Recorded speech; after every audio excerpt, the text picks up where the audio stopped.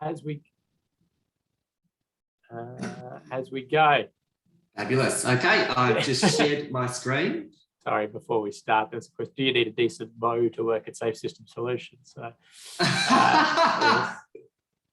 we'll tell our female engineers and the like that as well. Just check that their bows are coming along. All right, over to you, Max. Thank you, Ken. So today we'll be focusing on intersections. Commonly a very, very challenging scenario to design for cyclists and providing for, a high level of safety for cyclists. Generally along routes, you may find that the area that cyclists feel least safe, or where they would particularly identify the riskiest situation, is generally intersections. So this is a real pertinent part of studying and part of the course. So providing for this area here will be of great benefit. So I just wanted to bring back a good old friend here. We've got Wally. He's joining us again today. So just as before in module 1, you will see this this fellow here, Wally the Wombat, pop up amongst the slides. He's a little bit more creatively hidden in the slides this session. So do try and keep an eagle eye out, and it will be included in the module 3 quiz as well. So yes, try and keep an eye out for Wally. And once again, this first one does not count, but get your pen and paper ready and start tallying how many Wallies you see throughout the next hour and a half. At the end of the last session, you may have heard Ken and I just discussing about bicycle boulevards. Well, I didn't want to leave you hanging and not discuss in detail what exactly that meant. So I'm just going to touch on it briefly, just so you've got an awareness of what a bicycle boulevard, particularly the advisory bicycle lanes, is. So I've got a cross section here which shows a shared travel lane, so two-way, which is in the central part of the carriageway. And so that enables traffic to travel in two ways within that one lane that they share. And there's always these advisory lanes on either side where cyclists are given exclusive facility to operate in that space. So looking at this plan view, sometimes there's parking, but there's not necessarily always parking. But you'll see this single or central traffic lane allows for cars to travel in both directions. When there is a car that is oncoming and you need to shift over to give way, that's when a vehicle would need to hop over into the bicycle lane and give way in that regard. And I've got a couple of images that will display that a little bit clearer, how that actually works. But here's an actual example here, which is in Canada, of this working. So exclusive bike lanes given, and this is on the right-hand side of the road, on either side of the road. And then this exclusive and then the traffic lane is just one single lane right in the middle that allows both directions like that. And this is not a sign that we would probably use in the Australian context, but just wanted to include that as supplementary signage that vehicles share the centre lane, and when there's an approaching vehicle oncoming, then they have to use the bicycle lane, then they need to give way to bikes and peds, or they have to yield. I'm interested actually why peds would be included in that, because this looks like just a bicycle lane. But anyway, we've got one of these currently being installed in Melbourne on Napier Street, which is it's a local street, and there's plenty of traffic calming treatments along there, and it's a low speed environment, low vehicles. Lots of cycling traffic there, and this is the approach that they've gone for to improve the level of safety for cyclists. So you can see this is the graphic design or the digital look of what these advisory bicycle lanes will look like. So you can see our cyclists is giving both north and south, they've got exclusive bicycle lanes, and this central lane is for vehicles, and that allows for vehicles two ways, as I've mentioned.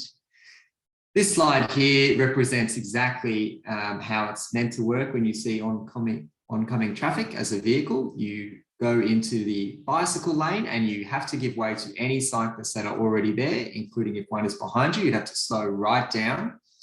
And this vehicle would do the same here. You'd prop and wait behind this cyclist here. And what that means is these vehicles can now pass each other, and as they pass, they can re-enter the central lane here, like so, and pass over like this. So in low traffic volume and low speed environments, this can work. If you've got lots of two-way traffic and there's going to be continuing that movement, it's going to be happening again and again and again, then that's going to be increasing the risk of a vehicle colliding with a cyclist, which is certainly not good. But if you take into consideration how this road would currently function, it's more like, imagine there's no bicycle lane at all. There's just this dividing line, which there isn't actually a dividing line, but I'm just showing this for illustrative purposes. And currently this vehicle would drive basically right in the middle here the whole way through, and this vehicle would drive in the middle the whole way through.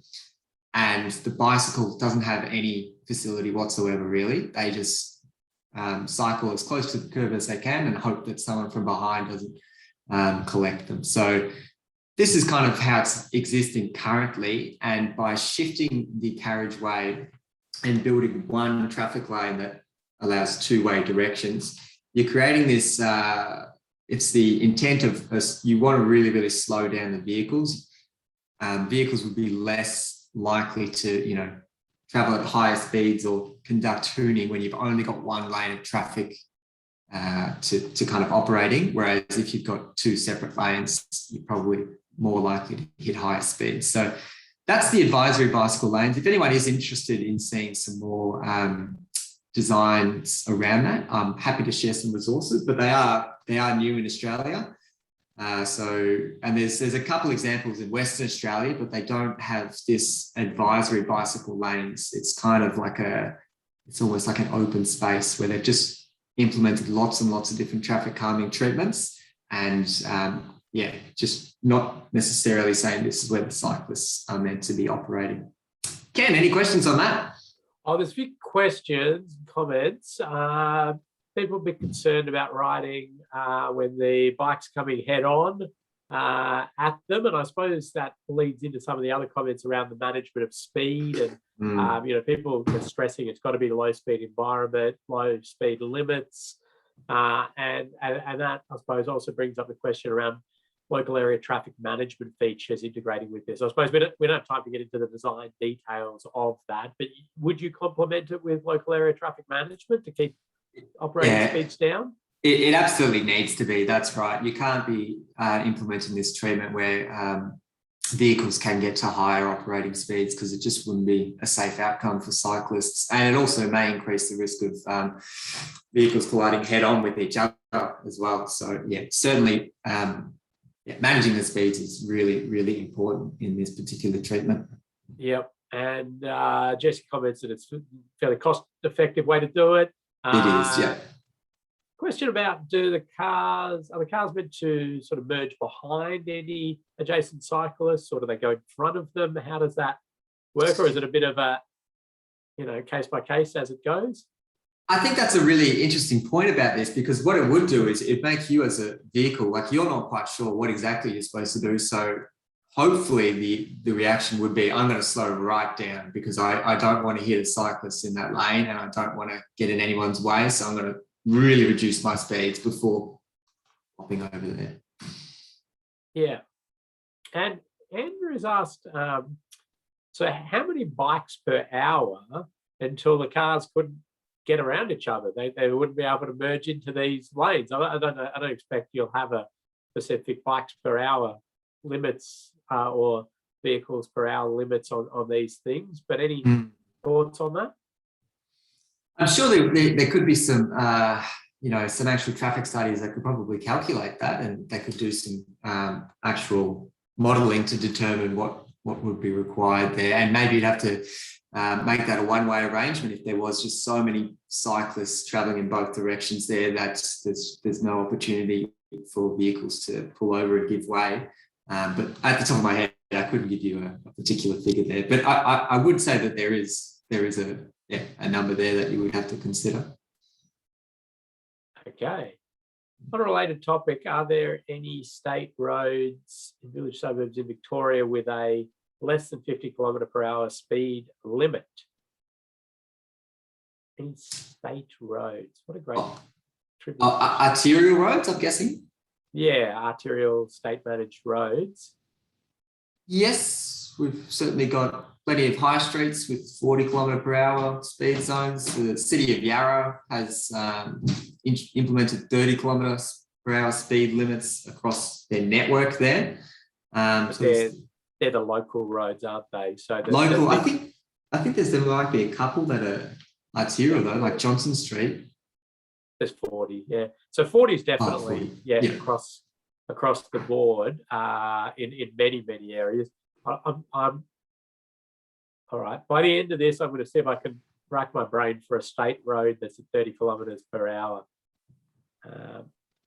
All right, we better keep. That's Ken's challenge. Yeah, we better keep ticking along. I'll let you do that. There's a couple more questions and comments coming in. I'll read them in the background and feed any to you as we break. We haven't even started on intersections, Max. So sorry, I'll keep going because I got some more slides I just wanted to show. But I mentioned this in last module as well, the importance of providing a curb that is not mountable if you've got a protected bicycle lane, because this was an audit that we conducted about 4 weeks ago for this recently installed protected bicycle lane, and you can see parking is very much occurring within that space. And what that means is this vehicle door that can easily swing open now and will be within the bicycle facility, which means the point of providing this protected bicycle lane is redundant now because you've still got that risk of dooring. So I just wanted to stress that it is incredibly important if you are building these type of facilities, installing a barrier curb on the parking lane side of things, and that will significantly reduce the risk of vehicles mounting the curb and parking wherever they want. For those that have watched the 360 footage from module 2, you would have noticed that we gave 2 different examples, one being the protected bicycle lane, where you got to cycle in your own exclusive space and general traffic are well away from you, as opposed to a not so good example where you are right up against the dooring zone and right up against the live traffic lane as well. So for those that haven't seen it yet, I would strongly recommend getting out the VR goggles and getting your experience to see what that feels like. But yeah, certainly 2 different examples and 2 different perspectives that you get to feel the level of safety there. Ken? Oh, I was just going to say, if anybody wants to provide feedback whether they've managed to get the VR goggles working, I'd like to hear that, to actually get that experience of moving your head around and the like. And there's a poll coming later on, isn't there, Max, for this one? Not this, but it's a later poll about the protected intersections. Yep. Correct. There's a poll later on there, Ken. Don't worry, I haven't forgotten. But that brings us to today's agenda, which, as I mentioned, will be focused on intersections. A lot of the diagrams and guidance is actually taken out of this NACDO report, aptly named Don't Give Up at the Intersection, which I think is incredibly appropriate. Designing for all ages and abilities. So the things that we're going to look at is protected intersections. We're going to look at exactly what a protected intersection means and how that design differs from a conventional intersection. Going to run through a few different international examples, as well as we've got one here in Melbourne as well that I would like to demonstrate how that was working. There's also one in Caloundra in Queensland, but I got one, I just focused today's presentation on the Melbourne one just because it's easier to go out and get some snaps there while we're in lockdown. So maybe one day I'll get to Caloundra. We'll also discuss signalised intersections and have a look at head starts and what exactly those are and where you would use them, as well as trying to reduce the risk of conflicts at left turn and through treatments, which are a significant risk for cycling traffic. We'll discuss hook turns as well as bicycle signals. So there's a fair bit to go in this intersections discussion, and it's not going to touch on the roundabouts because that has its own module, which is our last module, which will be on Thursday. So we're not going to touch on roundabouts today. In case you're wondering where that fits in, that will be on Thursday. But let's hop into protected intersections. So I've got this digital version of or a render of what a protected intersection will look like. And perhaps those features that would jump out to those straight away is this little funny kidney shape or a little bean on the corner of each of the intersections. Well, sorry, the corner of the intersection. So you'll notice that that's a significant feature. Other things is that the bicycle lane is kind of carried adjacent the pedestrian crossing point the whole way around, and it's separated from the pedestrian crossing point as well. And there's some other design features as well, but I just wanted to provide this high-level overview. But let's have a look as to how a protected intersection differs from a conventional intersection and why it's so relevant and important in best practice design. So in a conventional intersection, what you'll typically have is a cyclist that is traveling very, very close or right up against a traffic lane.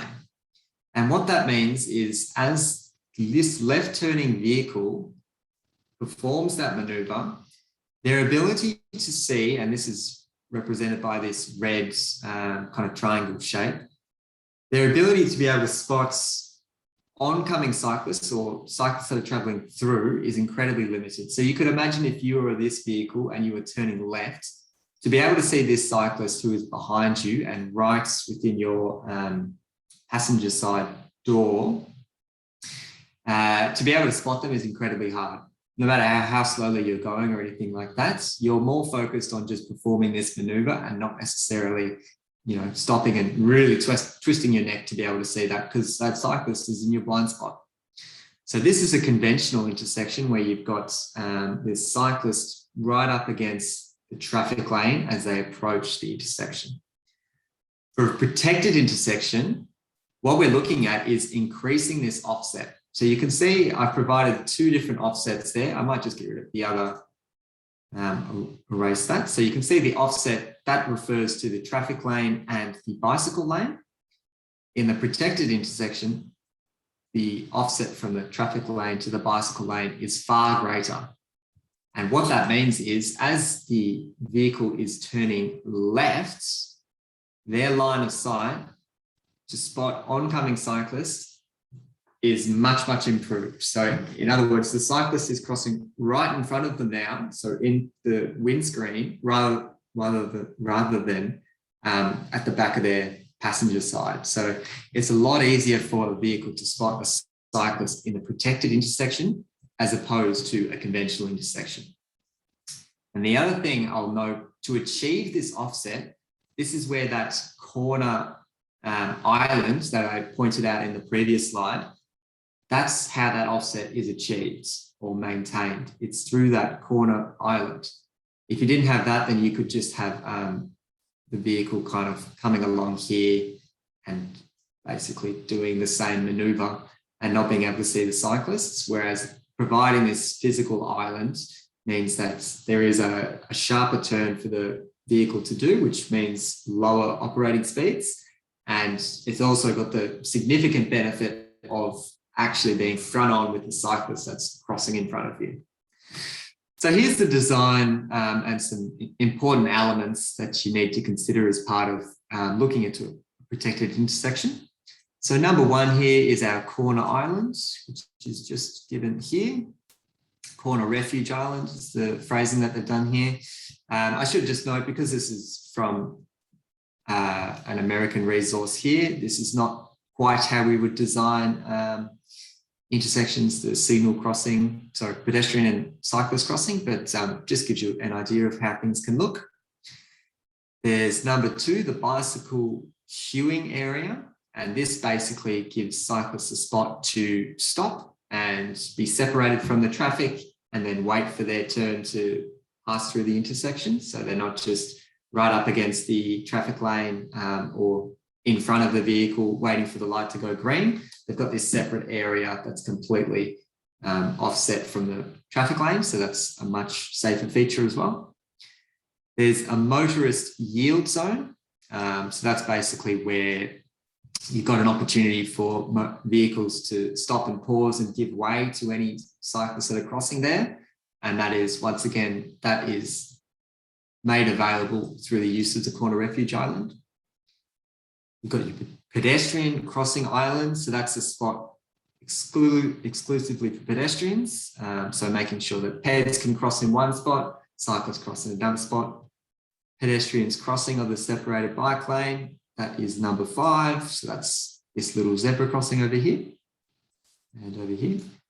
And a pedestrian curb ramps. And those are, you know, they're fairly intuitive and part of intersections already, but just making sure that all those DDA requirements are ticked off. So those are 6 kind of features that really illustrates the protected intersection and how it works. And I'll hop into some international examples now so you can see exactly what I'm talking about when I say quarter refuge island and why would that make a difference. So here we go. Let's get stuck into, of course, the Netherlands. Where else? I'm not even sure they call them protected intersections. They're just called intersections there because they they have such high volumes of cycling traffic that they provide so many off-road paths, and they offset much more commonly rather than providing on-road cycling facilities as what we do here. Anyway, this is an example of actually how this intersection looked beforehand. So I'll show you the aerial imagery afterwards. And you can see on this left-hand side, I've got existing off-road cycling facilities, as well as this southern end here. All that red is off-road. Those aren't the legs that I'm going to focus on for today, though. What I would like everyone to have a look at is this is an on-road cycling facility like that. And also the northern leg here, there's an on-road cycling facility right up against the curb here. And previously, if the cyclist was traveling through, as I've kind of shown in that red line there, for a motorist who's traveling along here, they need to turn left, they cross over the cyclist path. And obviously when there's that crossover, you've got a conflict point. And that conflict point is not at an ideal angle because it's difficult to be able to spot oncoming cyclists in that area. And also as a driver, you may be more focused on just getting into that slip lane and not necessarily, you know, doing a head check and looking out for cyclists. So that's one of the issues. And that same issue is also present for the northern leg for a cyclist that would like to travel through, like so. If a vehicle were to turn left within this space and they were out in front of the cyclist, their ability to see that cyclist at that collision point is incredibly limited.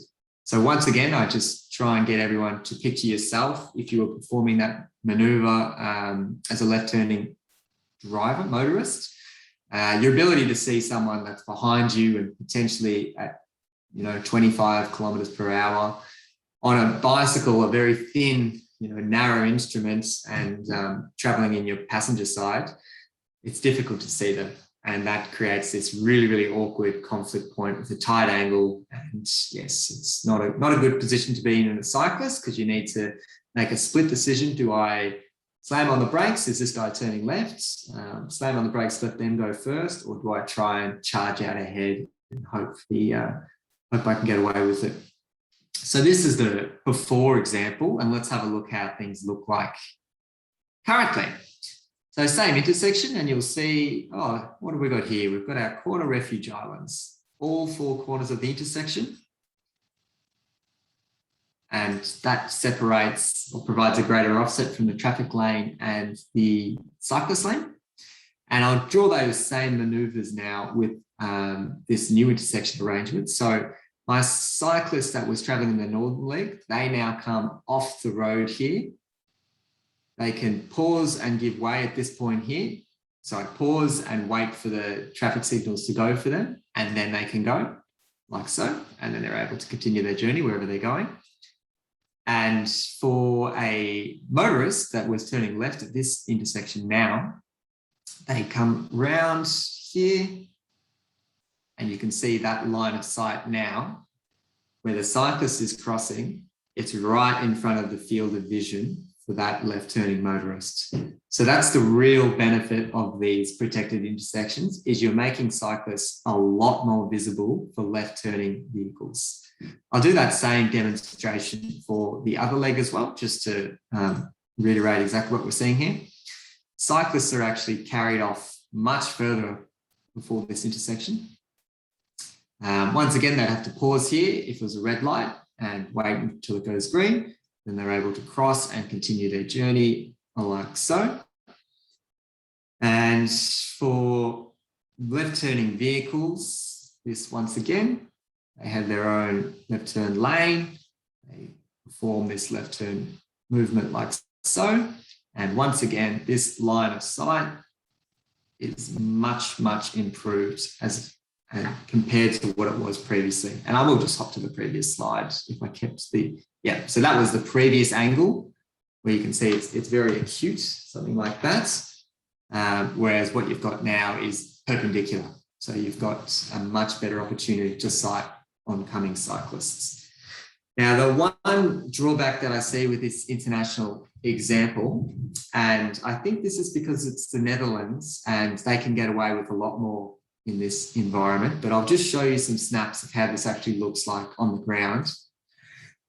You can see that the refuge island, or this corner island here, it's actually at the same level as the rest of the pavement, which doesn't really delineate the space incredibly well.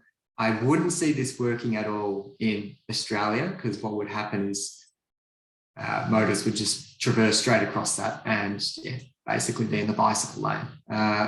So this instance, it works within the Netherlands, but it's not incredibly well delineated, and there's no actual physical separation between the pedestrian, cyclists and live traffic there, because everything's at the same level. I've got another snap here that kind of demonstrates how this looks. You can see that this is all flush, this corner refuge here, completely flush. And this for a right turning vehicle, because it's right turning, because it's Netherlands, although they're meant to give way kind of in this fashion here, I feel like in Australia, we don't quite have that same level of understanding that cyclists will be operating in the area, and probably more likely to cut across that curve island like that, and you won't get the same safety benefits there. Ken, any questions so far? It's a new topic, so I understand if it's a bit confusing. Yeah, and a number of them I think you're going to cover when we get to some Australian examples here. People are craving that. They're saying, do we have any of these in Australia? So we will be showing that. There's one about the size of the island, the turn radius, and I suppose the swept path of larger vehicles. Questions around that. Are you covering that when we get to? Yes, that does get beautiful prelude, because that does get covered on later on in this conversation. So, yep. There was one there that's about what if you want to turn right. I assume as a cyclist, which you've covered, which is to go around the outside of it. Yes. And the lack of colour contrast on the island there is one that's been pointed out, and you were just sort of mentioning some of those challenges. The interaction between pedestrians and bikes. So there's quite a bit going on in that little space right there where we can see that photo. And are you going to elaborate on that a little bit? Yeah, it is important to consider, and exactly how that's managed, particularly where the pedestrians are crossing over the bicycle lane. So I might just hop back to my other slide here,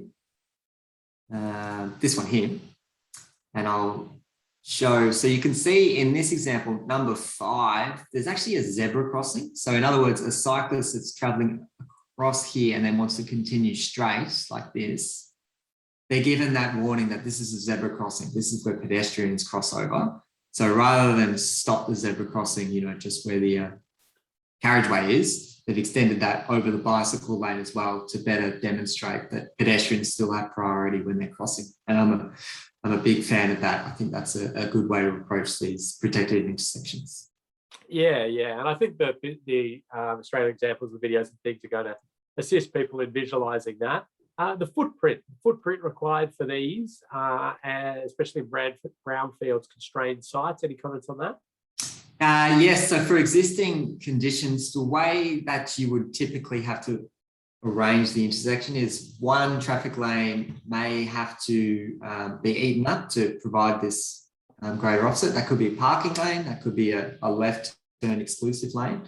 The one that I've got in Melbourne kind of demonstrates exactly before and after and how those stand-up lanes look. But certainly you can stay within your existing, property boundary to property boundary footprints. It's just a matter of, how those stand-up lanes look. Yeah, that's right. I think that's the key point there, isn't it, Max? You're going to sort of take road space from somewhere in order to fit this in, and it's going to be usually the traditional traffic. When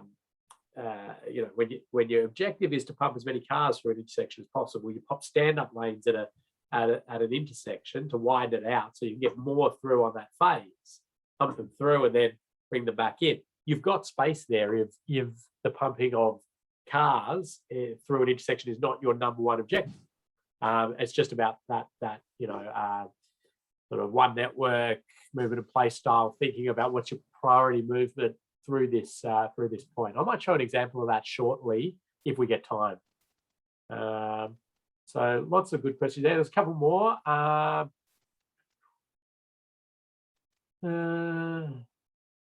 right. You keep going. I'm going to consolidate because there's quite a few that have come in, and I'll consolidate them. Fabulous. I knew this would be one to get the fingers typing on the keyboard for this conversation, that's for sure. I've included this other example, which is in Maryland, the USA. So different jurisdiction. We're not in Netherlands for a change, but they do have them over in the US as well. And in this instance, the reason I've included this example is because it's actually a bi-directional facility on this northern leg. So you can see cyclists can travel both directions on that one leg, whereas everywhere else, it's just single direction, like so.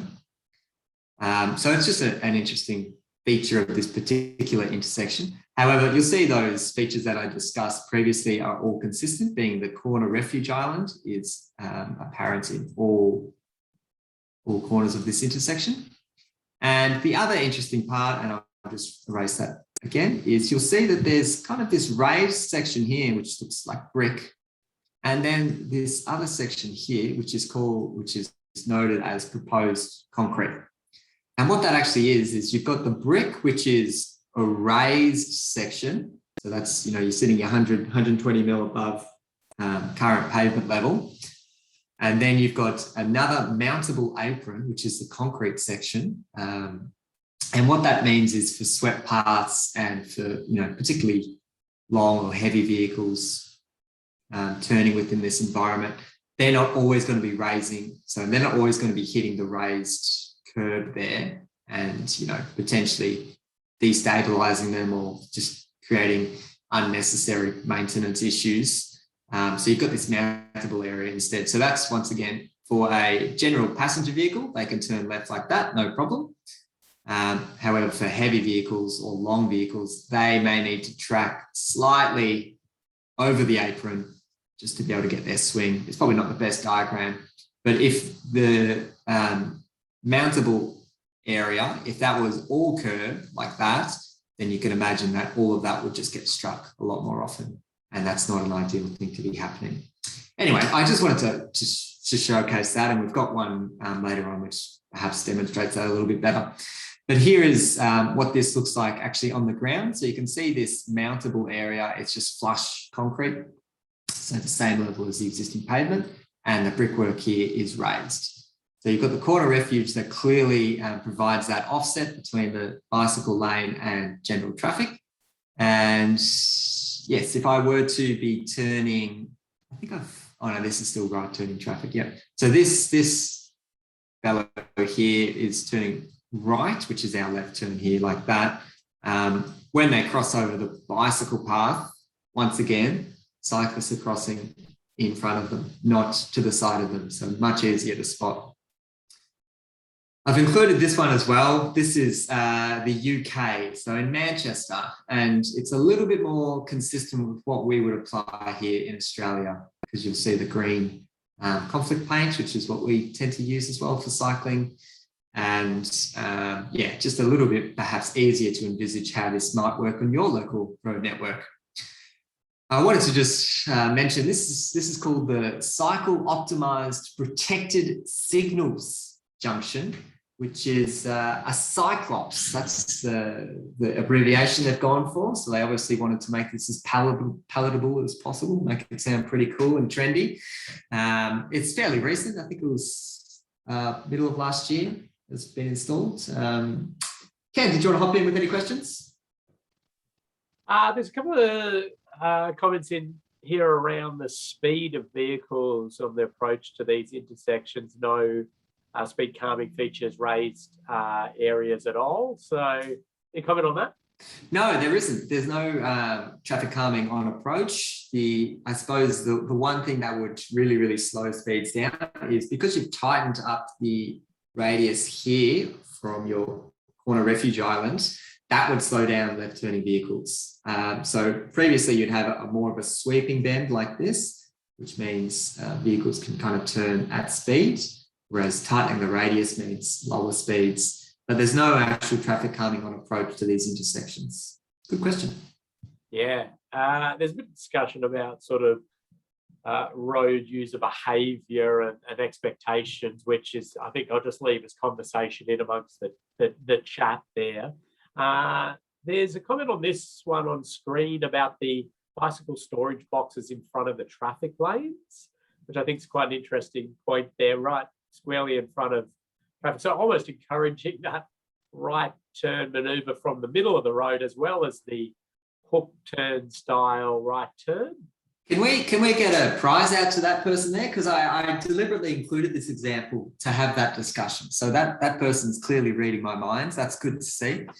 I might just take it from there if that's all right, Ken. So you can see these bicycle storage boxes. They're huge. They are really substantial.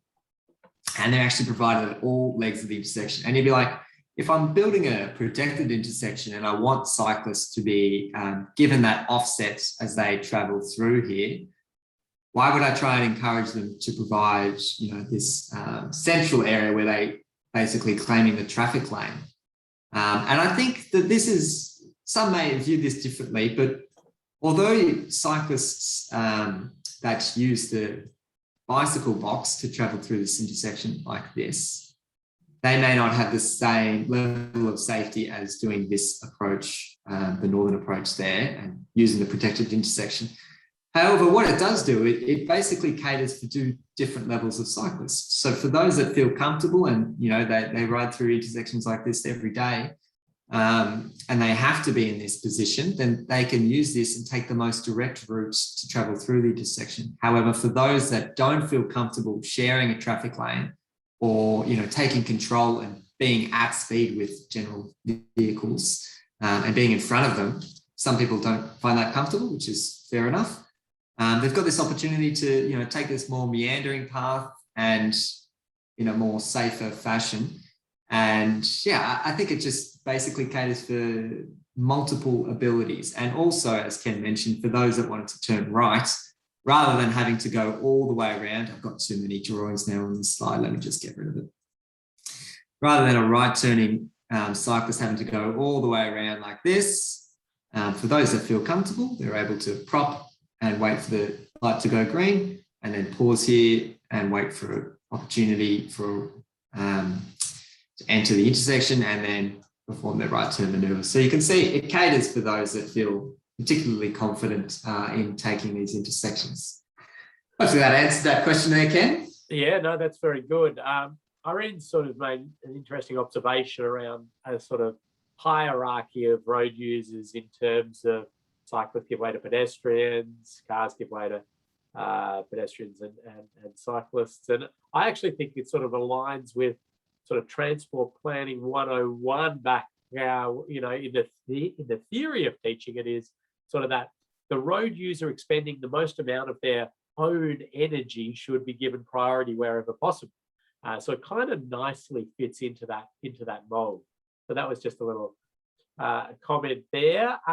There's a bit of discussion going on in the background here about why you would is there advantage to putting the pedestrians on the inside or putting the cyclists on the inside when you're making that and some commentary around thinking that it's a bit about speed and speed management and these sorts of things. But any comments on that, Max? Yeah, I've seen it on both sides.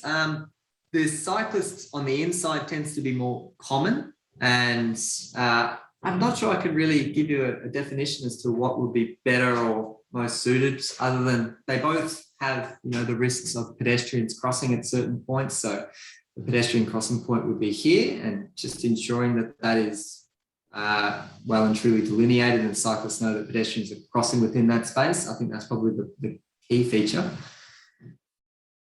Anything to add, Ken? Oh, sorry, I'm just reading through, trying to decipher a few. Oh, I thought you had your hand up there. Yeah, sorry, that was me trying to work out which was east and which was west on the.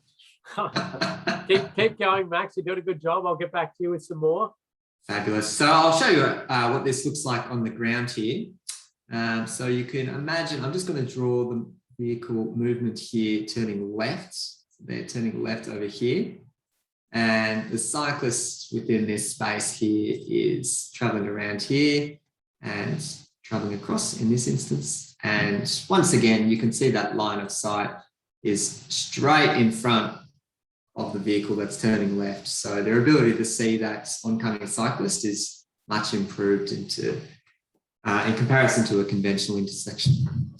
A couple more snaps of this intersection, just some Manchester locals enjoying it and cycling through. But yeah, it's more consistent with what we would kind of apply here in Australia, and certainly some things to look out for if you were interested in applying this in the future.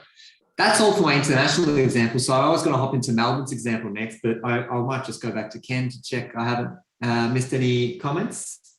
Yeah. No, doing well there, Max.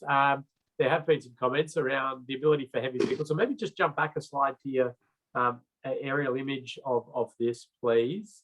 Back another one. Yep. So talking about the ability to cater for larger vehicles, vehicle turn movements in this, and how it's been done. Some commentary around the sort of playing with where the hold line sits to cater for a large vehicle turning. So the bottom of the screen there, the hold line's been pulled back a bit to cater for that bit of a swing of a larger vehicle if it needs to come through when the vehicles are holding back. So there are little design tweaks you can do like that. Bit of commentary around the amount of paint and things to maintain, and I think that's a valid one. You'll see the Australian example is a little less colourful than this. It's still got lots of colour, but a little less colourful and less challenging from that perspective. Yeah, I think that's enough there for now. I want to just, sorry, Max, I'm going to take 30 seconds here. I'm just going to show a little, I'm going to steal the screen and hopefully that works. You can see my screen. Yep. Jump straight into Wollongong because the question originally came there from Jesse, and I think that's where Jesse's located. And I just grabbed any intersection. Let's have a look at this one here. Quite constrained, quite compact. And you'd sort of say, oh, there wouldn't be space to do anything like this. Well, you do sort of have two stand-up lanes to a degree through this intersection. So you have space. Here, you've got a left turn lane here, you've got a through lane. So if this was in your strategic cycling corridor, this was, cyclist priority and the like, you've got the space to be able to do these kind of treatments. It looks like you don't. You may, there'd be some design tweaks needed, but it would compromise and eat up the all of the essentially left turn lanes in all these spaces. So to fit it in and to give everybody exactly what they had before, you can't do it. But if you're willing to compromise some of the through movement for vehicles in order to cater for that, it can be done in these pretty compact spaces. Okay, so hopefully you saw that. Yes, that came through. No problem. All right, I will continue with this presentation. So we jumped through those two examples, and let's have a look at Melbourne. So here we are prior to any treatment in place, this intersection here, Albert Street, Lansdowne Streets, just outside the CBD, and this east-west connection actually goes into Melbourne CBD, so it's a fairly busy road. And I just wanted to bring attention to what's currently happening. Sorry, it's a little bit difficult to see, but there is a protected bicycle lane here, and that basically just ends, and then it turned into a dedicated left turn traffic lane. Little bicycle storage area there, and then yes, the same thing on the other side as well. Although there was no protected feature there, but you can see that there's 3 stand-up lanes on this side here as well. And I'm just going to show, I'll just demonstrate this again to make it clear the importance of the protected intersection. But a cyclist that wanted to travel through at this location currently, they would do so like so. And for a vehicle wanting to turn left at this location, they'd be in the traffic lane, left into the little lane here, already kind of combining the cyclists who may have been hidden by those parked vehicles, and then kind of turning left right in front of them. And you've got this really awkward angle to be able to see them. Let's have a look how things look 50-50. So you can see, as we've been talking about, our corner refuge islands coming into place here on the 2 intersections there. And also you'll see one of the stand-up lanes there got eaten up. So instead of a dedicated left turn lane, this has become a left and through lane. And that means you've got a dedicated spot for cyclists instead. And here's how everything looked finished. You'll see the corner refuge islands on all of the 4 corners, and the ability for the cycle lane, so it operates in a clockwise direction all the way around. So cyclists are able to turn right by basically turning left and around the intersection. So I'll show how that right turn works actually while I've got it here. So if I wanted to turn right as a cyclist, I can stop and I'd pause, give way here. So stop and wait for my signals. Then I can travel through at this location. Once again, stop and wait for the signals, and then that can allow me to travel through instead of having to go in front of the traffic lanes and pause and wait in the middle of the intersection and perform right turn maneuver. From a functional design layout, this is how things were looking. Just included this plan to demonstrate different, how things can look actually on a design plan. And I wanted to talk more in detail about how that corner refuge islands was developed. So it was an iterative process. It started out as just an itty bitty little thing, a tiny little kidney bean or jelly bean that just stayed there in the corner. And then the idea was, well, hang on, we need a little bit more protection for cyclists within this space. So this was increased to kind of this shape here instead. A little bit of concern though around this sharp turn radius. You can see it just kind of juts out, which is not an easy thing to be able to do as a motorist. You want to see smooth curves in that space there. So that provided another iteration of this design here, which you can see there's now a smooth curve on that island.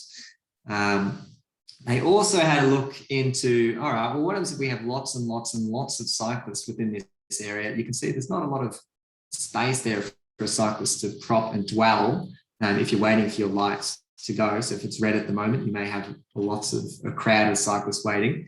So this was option number 4. Narrowing the island and giving more space there for cyclists to pause and wait. However, this kind of option, it also brings cyclists a little bit closer to general traffic, which is not a great feature. But this was the final design option that was nominated for. So it's a little bit of a combination of how things started at the first one. And it's also got those areas that I was talking about before, which are mountable. So it enables those heavy or long vehicles to perform left turn maneuvers without colliding with the islands, unnecessarily, basically. And an interesting part of this particular protected intersection treatment was because this was the first of its kind in Melbourne, It took a little bit of convincing to get the local council and general stakeholders within the area, as well as cycling community groups that were, familiar with this intersection, to be able to get them over the line that this design was actually going to work and improve safety for cyclists.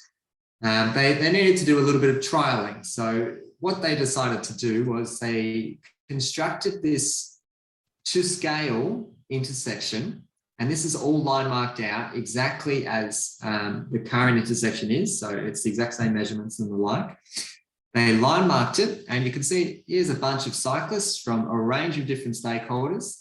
And they said, okay, bring your bike and let's give this a trial. So this is a test vehicle that's driving around, performing left turn, right turn, straight movements, as well as all the cyclists. They got to do the same thing. They got to perform all the movements that they wanted to do to give them that level of confidence that what was proposed out there was actually going to work for cycling. So here's an aerial view of how things look. So just to reiterate, this was a scale 1-to-1, the exact same measurements out there as this existing intersection, although this was provided, at an off-road location, completely closed to public. So only the participants of this particular trial were there.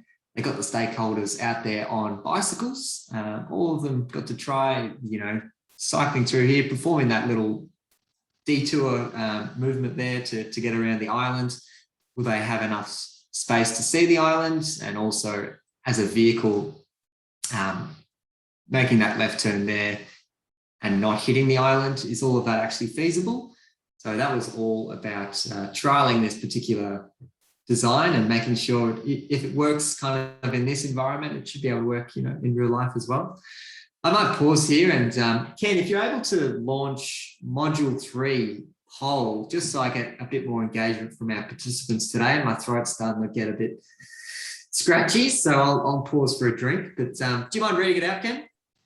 No worries. So the poll that should be popping up on your screen is: the most important feature of a protected intersection is maximizing sight lines between motor vehicles and cyclists, conflict point, banning general traffic movements, separate phasing for general traffic and bicycle traffic. Okay, so have your vote on that. Remember, you're not being marked on this officially. This is just for engagement purposes. And you will have a quiz at the end of this module, which will be official marking. Well, the last people do that, Max, I might just, somebody's asked a little bit about the storage capacity for right turners blocking the ability for through cyclists, and how many can you sort of take there? And I suppose one to add from me, is anybody, sophisticated enough to be doing modeling of cyclists in that manner? I mean, if it was a traffic right turn, we would have a SIDRA analysis to within an inch of its life telling you exactly what's going to happen for, the next 20 years there. Are people that advanced? Have you seen any of that?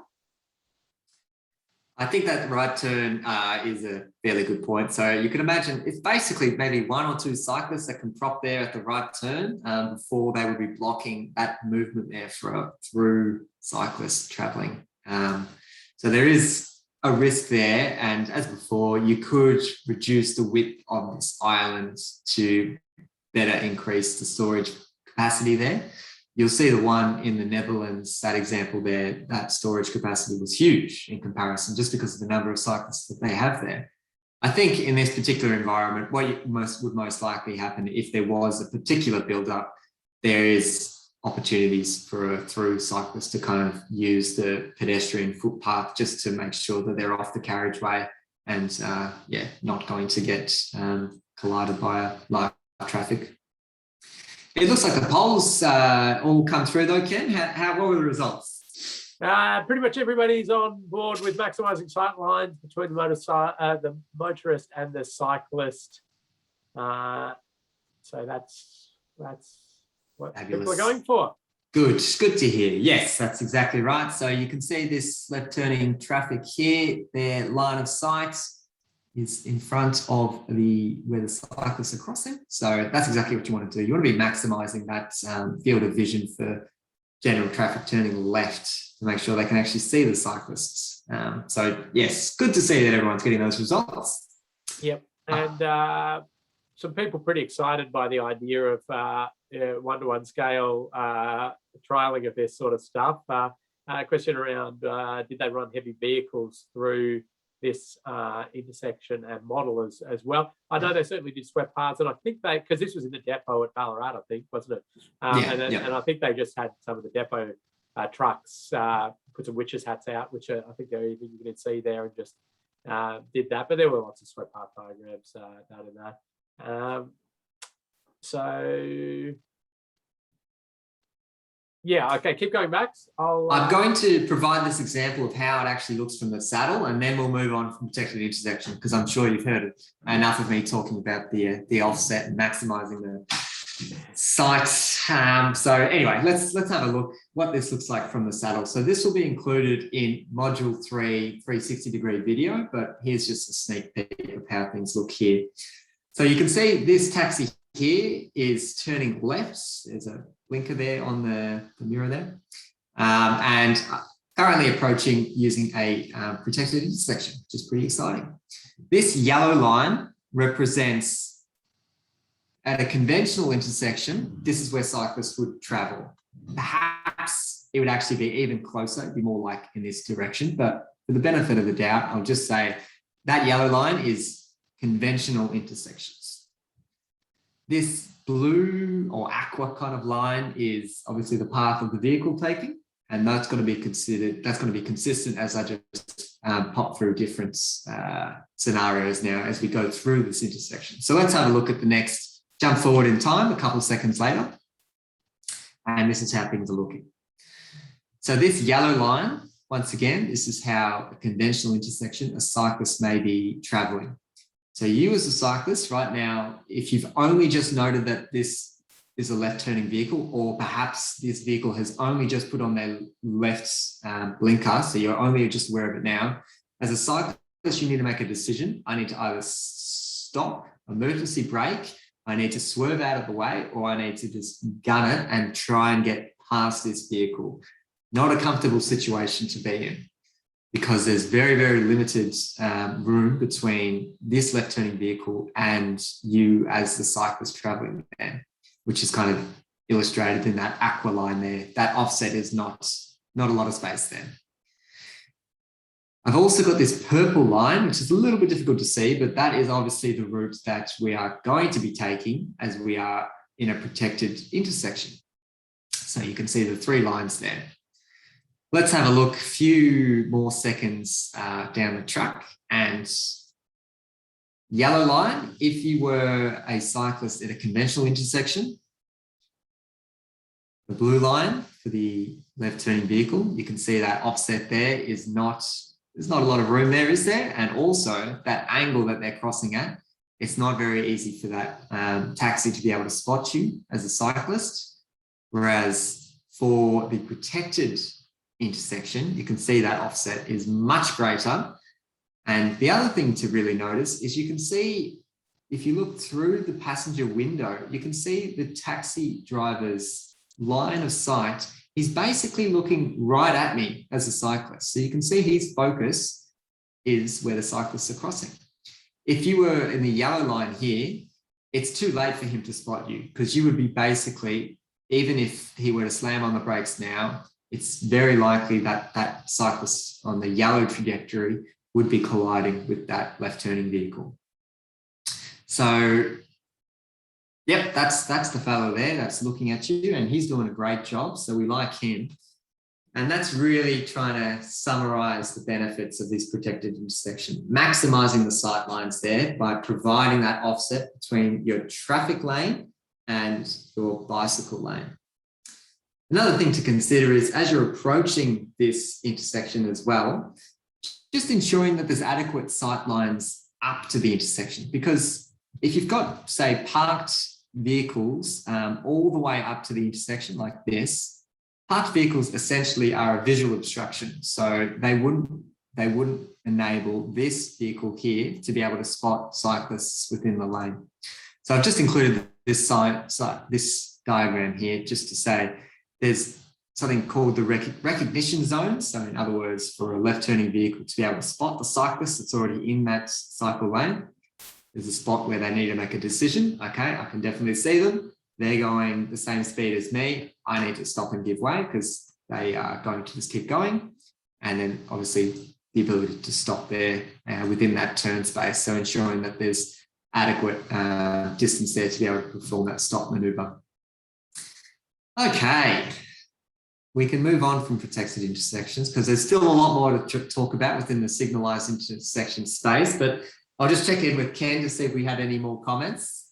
There was a comment from Wade, which is a decent one. Could you realign the curb and to make it a smoother transition for a cyclist?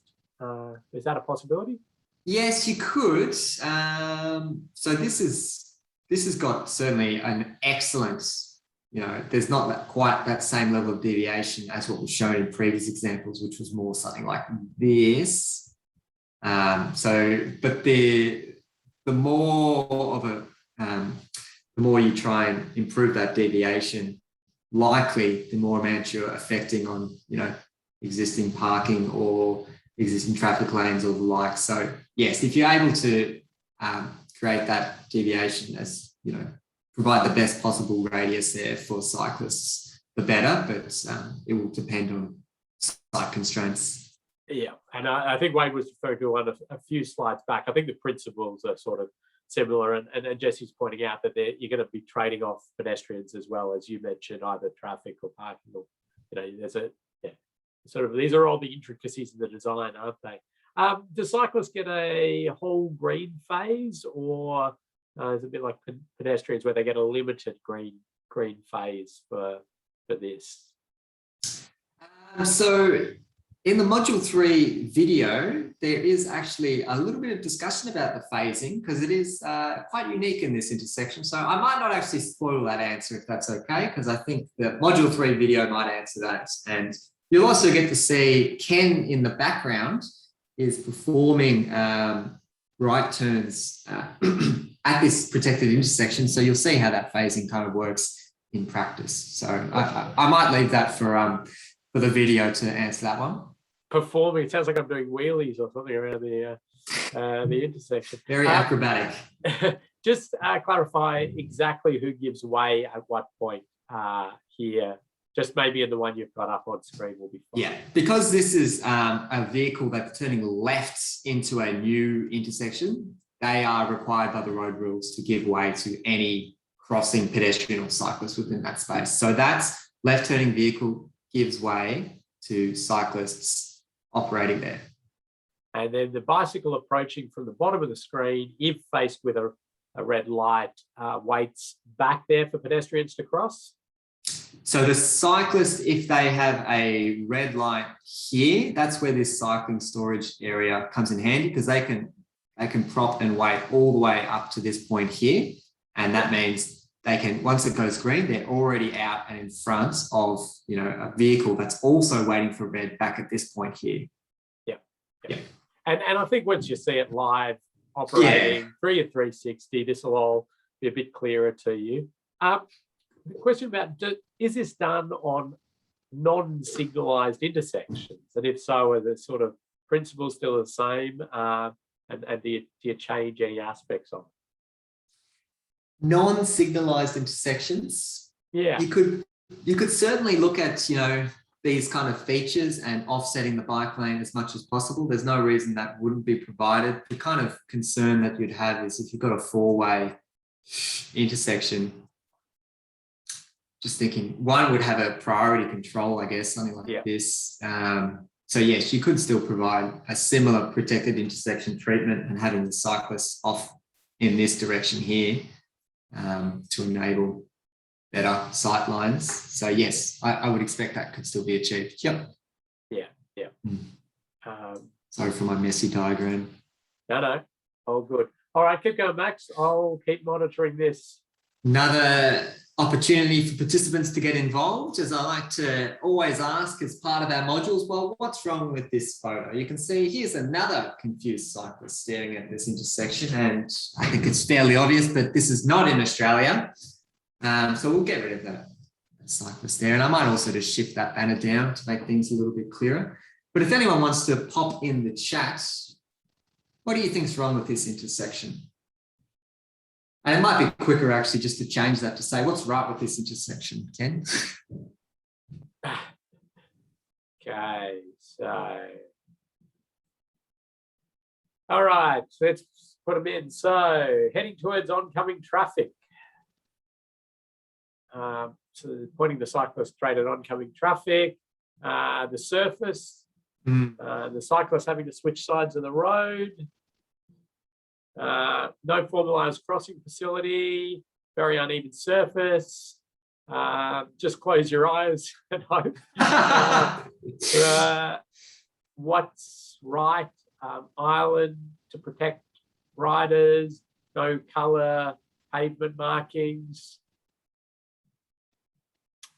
So a few things there. Any of those particularly take your fancy for a prize, Max? I think that, yeah, just crossing over in this diagonal fashion and, you know, across oncoming traffic is very, very unusual. I don't know where this cyclist has come from either. He's just doing whatever he wants, I guess. But yeah, just the idea of crossing at a diagonal, although I suppose there are scramble crossings for pedestrians, so that kind of, there is a little bit of understanding of how that may look. But I would expect if this were in Australia, you'd be more likely to cross over at this point here and then in another movement cross over that leg there to access this kind of bidirectional facility on the other side of the road, or perhaps just look at keeping things consistent and building the bidirectional facility on the same side of the roads throughout, rather than trying to cross over at this intersection, because I think it just overcomplicates things. It's in Canada for those that are curious. Certainly the pavement is a really big issue as well. And the pavement boxes or the planter boxes, something that I tend to get a little bit sensitive about. But yeah, there's certainly a few items there. I'll give Jesse prize on that one first in about that sort of strange configuration. Yeah. Just included in this presentation to illustrate some of the treatments that are out there across the globe. So sometimes you think that maybe we're not achieving best practice, but so are other jurisdictions as well. Yep. So let's hop into signalised intersections, and just wanted to get started with head starts. So these are the little bike boxes that sit in front of the hold line at signalised intersections. There's a couple of different arrangement here that is provided in the cycling aspects of Ostro's guides. I would say A and B, so those are the top ones here. They generally, the reason you may go for one over the other is trying to communicate to cyclists which particular movement you want them to take next. So a cyclist, you know, in this position would be most likely be turning left or carrying through. Same could be said for this one here. However, this has got a lot more room to be able to stop in front of the vehicles there. So more storage space is always handy if you've got higher level of cycling traffic volume within that space. This example C, I don't think I've ever seen an example of this actually occurring. I can't understand why you would do this. If you're saying that cyclists are likely to be turning straight or going straight, and turning right, I'd just include one kind of wide bicycle box like this. Rather than try and separate it like that. I just think it looks really strange. Similar to example D, this is if you are expecting cyclists to be turning left, straight and right, then this having one wide bicycle box head start is probably the best way to go about these particular designs. And I just wanted to also make a note on the hook turn storage box. I talk later on in this presentation about how this looks in practice, but it's really useful to actually include these intersections where you've got a cyclist that's wanting to turn right. They can identify, all right, well, this is a safe spot for me to prop and wait for the signals to go, and basically giving them the opportunity to perform a hook turn rather than having to use the traffic lane and turn right with general traffic. For left turn and through treatments, these are relatively stressful for cyclists approaching intersections, because a lot of the time it's just the bicycle lane ends and it's a free-for-all, just approach the intersection and good luck. But some perhaps better treatments within this space are, you've got a bicycle lane here. There's clear indication that the bicycle lane is about to end, which is highlighted with conflict paint. And then you've got the use of the sharrows from those little diagrams that I talked about last week. So that's communicating to cyclists that you now have to claim the traffic lane, and also communicating to motorists that, okay, it's no longer just a general traffic lane, you're now sharing this space with cyclists as well. So that's quite a, I wouldn't say common approach, but I would say a relatively good approach. I would say if you wanted to improve this even further, you could actually look at implementing little speed cushions. So what you would have is a big speed reduction where the conflict point potentially exists between vehicles and cyclists. So before they are sharing the space, you're slowing vehicles right down. And I have actually seen a little speed cushion installed. Geez, that is a shocking diagram. Hang on, let me just erase all that. I'll try that again. I have seen little speed cushions installed in this section here to really, really slow down general traffic before they enter that shared space. So I think that's a good way to do it. Another way to do it is to offset cyclists in front of the left-turning vehicles. It's probably a fairly common approach, and maybe when you're trying to cater for cyclists heading through, both of these examples are actually missing the bike box or the head start box, which I also think would be incredibly valuable in these instances, and something that I would consider as part of every signalised intersection. Ken, any questions? Yeah, a couple of points coming in. So that left turn only sign there, it's referring to the left turn lane, but and it kind of links actually with another question or point that was brought up much earlier about the protected lane on Wellington Street there with the speed limit sign. And does the speed limit sign actually only apply to the bike facility because there's curb separator? And it's a bit like the same here, because that left turn only is only saying left turn only for vehicles for that left lane, and there's that separator, but I'm not sure exactly how that plays out in the and Gary's saying it should be a left lane must turn left sign. Yeah. You might have to get on to the people who did this diagram in the Vic Roads strategic cycle. That was us, wasn't it, Max? Yeah, no, there's nothing wrong with this design. I think it's spot on. I think we're going to give Gary a prize to shut up. No, very good point actually there. Might have to revisit that one. I think I've actually seen this in practice though, that exact same sign. I think the theory is that if you've got an island, you can justify like that hatched area is enough to create its own, but we're getting into murky territory there, aren't we? That's right. There's a question about sort of a shared cycle and left turn where half the lane is painted green, and Jason doesn't personally like that one, but he was after some comments from the group and others about anybody else's thoughts on that. I've never seen that sort of half painted, an interesting little option there. Yeah, I think that would it create this effect that a vehicle would maybe prop over and stay within their traffic lane, so not go over to the bicycle lane and then kind of block the traffic lane as well? Yeah, not something I'm particularly familiar with, but interesting. The other one we do see this a bit is the sort of bonus left turn phase for vehicles. The left turn arrow when there's the right turn phase for the other road. So obviously you'd need to have a think about how you would phase that or do that if you are. Does that make sense? Yeah. Yep. That makes sense to me. Yep. There's something to be aware of. I might keep flicking through if that's all right, Ken. I've got one more question yep, to go. ask the group, but Yep. there's still a few slides to get through. So apologies if I don't get you a question answered today, but I'll take a note and send you some correspondence later on if there's anything you would like to discuss.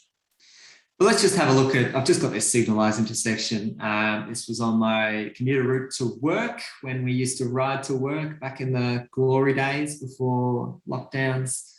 So I'm just going to refer to the eastern leg here. This was a an on-road bicycle facility right against the Doring zone, but at least there's an on-road facility. And turning left, you can see there's my Sharrows, and left turn traffic lane, another Sharrow, left turn traffic lane. No bike boxes, which is a little bit annoying. So that was my ride to work. Generally, it's not too bad. I can live with that. That's an okay feature. There's certainly worse out there. On my way home, so now traveling east or on the western leg here, once again, I do have an on-road bicycle lane, same story, right up against the Doring zone. And then it just ends and there's nothing for me. So it just turns into a left turn, a through movement and a right turn with no provision whatsoever for cyclists at all. So riding into work, felt pretty confident. You know, I'm a fairly confident cyclist, so I'm not too perturbed by these things, but certainly not a fantastic safety outcome. Riding home from work is a really terrible safety outcome where it's basically, we don't know what to do with this intersection, so we'll do nothing, which is not uncommon, unfortunately. So this is no provision for cyclists at this end whatsoever. Have a look on the Google source there if you are interested in having a look around Street View just to see how that would make you feel. Maybe drop the little man at this point here and how you'd feel kind of merging in front of 3 stand-up traffic lanes. What a great feeling. Another signalised intersection I also frequently ride near, on-ramps to a freeway. No, it's difficult in this environment altogether. If you could provide off-road facilities, I really think that's the benefit here, but that's not what is currently out there. The one thing I just wanted to talk about here is you've got these really, really long lengths of the green conflict paint kind of on both sides of this, where the slip lane is starting. And what that means, it kind of communicates to motorists, not just at the conflict point, but, you know, throughout there, that there's cyclists within that area. So it's no longer just trying to say, this is where you need to be worried about cyclists. It's extending that and saying all of this, you know, just really be aware of cyclists within this area. Once again, this is not an indication of best practice, but just something that's been done. And you probably have, you know, lots of different environments that would match this kind of criteria. And maybe there's only conflict paint kind of provided at this area here, or there's no conflict paint whatsoever. So be trying to provide as much as you can get out there. I'm also going to just jump into the hook turns, which I alluded to earlier.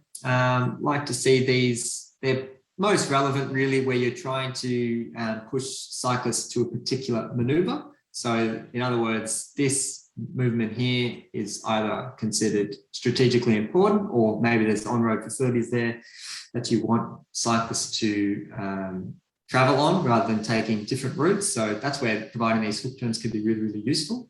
And it also means if I'm a cyclist, I've got a spot here to stop and wait away from the live traffic lane, as opposed to stopping and waiting here and having to give way to oncoming traffic and wait for a gap and then performing a right turn maneuver. So it just gives a little bit more opportunity to stop and wait, and actually wait for the signals to give you that through movement and going, rather than having to stop and move in section. Here's some hook turns. Oh, sorry, Ken. Yeah, no, stay on that one. Doesn't matter. Okay. Are they regulatory hook turn boxes? If you're a cyclist, must you use that? Oh, good question. As far as I'm aware of, like the road rules just state that you have to use the cycling facility there as long as it's not unsafe to do so, or something fairly vague about that. So could you have a conversation around, well, I don't feel safe doing this particular, so coming here as a cyclist and pausing and waiting there. When there's a gap in traffic and I can clearly see there's no oncoming traffic, I'm going to do that straight away. Could you get away with that in the eyes of the law? Probably. Got a good barrister? I would think so. Yeah, I think you'd be okay there. I think you'd be okay. Some people asking for it'd be better if they were coloured. I agree. Yeah. And it'd be very uncomfortable between a bus and a car lane on the other example. Not sure which one that was referring to. Keep going, Max. So sometimes, and that is a really good point, if these are particularly close to through traffic lanes, this is offset quite a bit. So you can see there's a little bit of room there. But if there's not really a lot of offset, what you may do, instead of providing the hook turn there, you could provide the hook turn as part of this bicycle head start box as well. So just kind of merging it all in as one. The disadvantage of that is then you've got cyclists kind of crossing over the pedestrian points to come into this facility. So just something else to consider really. It's not really ideal. You don't want cyclists crossing over those pedestrian crossing points because you've got that clear, they're vulnerable road users and they've got different speeds from the cyclists to the pedestrians. So you don't want to introduce a new conflict point if you don't have to. But if there was really not much of an offset between this bicycle box and the traffic lane, something you could consider. Got this example here of bicycle signals. So for those that are not familiar with it, I'll just jump down to a street view level of what this looks like. It's not activated at the moment, but this little lantern adjacent the main signal phasing there is a bicycle signal, and it's basically just a green bike. And what that actually means is once that activates before this general traffic signal activates. So bicycles get to enter the intersection before general traffic, which is awesome. It's a good feeling as a cyclist, and it also means you're pushed out in front of general traffic and you generally feel a little bit more safe traveling through here. I'll jump back to the aerial and I'll show you exactly how that looks like. So a cyclist, so I should have just confirmed that photo was taken about this location here. So that cyclist traveling north and the lantern was this location. So the bicycle signal is proposed to phase through traffic movements. So in other words, the arrow that I've drawn there, that's what it's meant to be catering for, through traffic movements. It's not meant to cater for right turning traffic movements, which is something anecdotally I have experienced, and it's pretty uncomfortable. You can see this is a huge intersection. I've got a service road. I've got 4 stand-up lanes in this direction. I've got two tram routes, so 2 tram tracks, another 3 stand-up lanes there, another service road there. Huge intersection. So the idea that a cyclist can get a green ahead of everyone else and head straight through this intersection before anyone else is a big positive. But the risk here, something that I experienced myself, my old house was up here somewhere, so I wanted to turn right.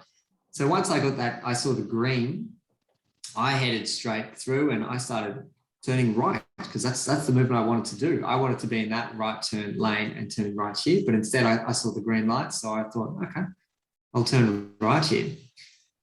I'm sure people may have picked up on the error in my ways, and I'm sure it's happened to lots of other cyclists performing this maneuver. But what can happen is the green bicycle head start only lasts for, say, 3 to 5 seconds. So there's only a limited window where cyclists are the only mode traveling through the intersection.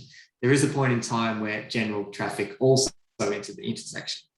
So in other words, that's me traveling along there. And about this point here is when through traffic also get the green light.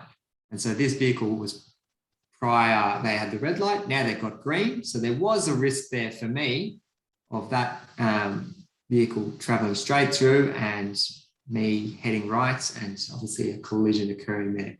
That same collision could also occur with earlier on in the intersection, and a through vehicle just heading straight through. They've got the green lights, so they're entitled to do that, and a right turning cyclist. So I just wanted to really make clear that the bicycle signal there is for through movements and not for right turning movements. So instead, what I should have been doing is traveling through and perhaps doing a hook turn and going through this direction here.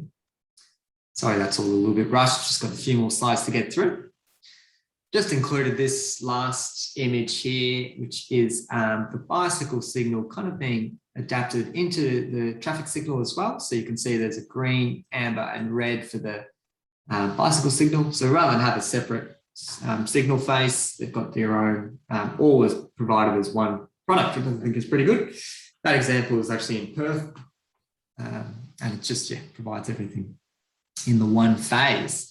And that's the end of today's intersection topic. I've included this final image here as a little bit of an irony, because what you've got here is an on-road facility that's due to this temporary traffic management. The bicycle lane is closed, which means for those that felt comfortable riding in your own on-road facility, well, now you have to merge in with general traffic in a really, really narrow spot. And the reason this is ironic is because this traffic management was in place to build the protected intersection, the one that I've just been chatting up earlier in today's conversation. So the intersection's up here.